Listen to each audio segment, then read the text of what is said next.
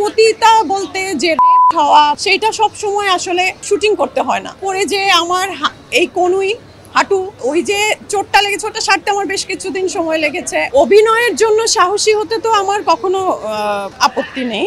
পতিতা বলতে যে রেপ হওয়া বা হচ্ছে ফিজিক্যালি ইন্টিমেট হওয়া অন্য কারোর সাথে, সেইটা সব সময় আসলে শুটিং করতে হয় না, ওইভাবে দেখাতে হয় না, সেটা বোঝানো যায়।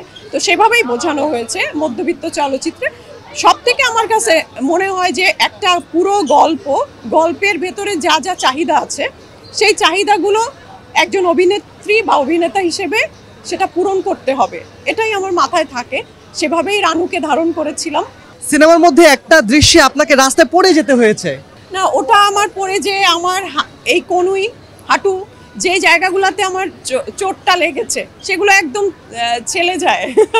তো ওটা শীতের সময় ছিল, তো তখন শীতের কাপড়ও পরে নেওয়া সম্ভব ছিল না রাস্তায়, কিন্তু অনেক শীত তখন।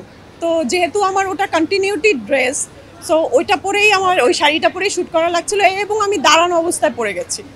এবং আমার ওই যে চোটটা লেগেছে, ওটা সারতে আমার বেশ কিছুদিন সময় লেগেছে, অয়েন্টমেন্ট দিতে হয়েছে, কিন্তু সিনটা খুব মানে রিয়েলিস্টিক লেগেছে। সত্যি কথা বলতে রানুতে বারবার আমার চোখ আটকে যাচ্ছিল, আমি রানুকে দেখছিলাম এবং আমিও রানুকে দেখে ইমোশনাল হচ্ছিলাম। শুটিংয়ে একটা দীর্ঘ সময় আপনি শিশির ভাইয়ের সঙ্গে ছিলেন, শুটিং করেছেন, তার সঙ্গে স্ক্রিন শেয়ারিং এর অভিজ্ঞতাটা আমাদের। যেহেতু সে নতুন, তো তাকে আমি সহজ করে নেওয়ার চেষ্টা করেছি সবসময়, এবং একজন হিরো হওয়ার জন্য অভিনয়ের চেষ্টা তার যথেষ্ট, এবং সে গুড লুকিং।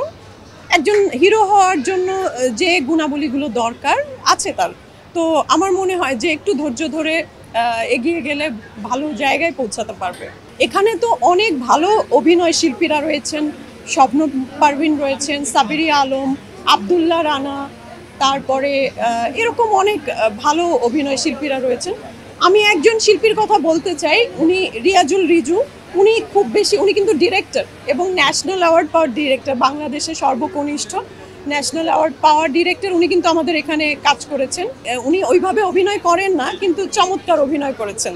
তো সব কিছু মিলিয়ে গল্প, গান এবং যারা আর্টিস্ট আছে তাদের অভিনয়, সব কিছু মিলিয়ে চমৎকার ছিল।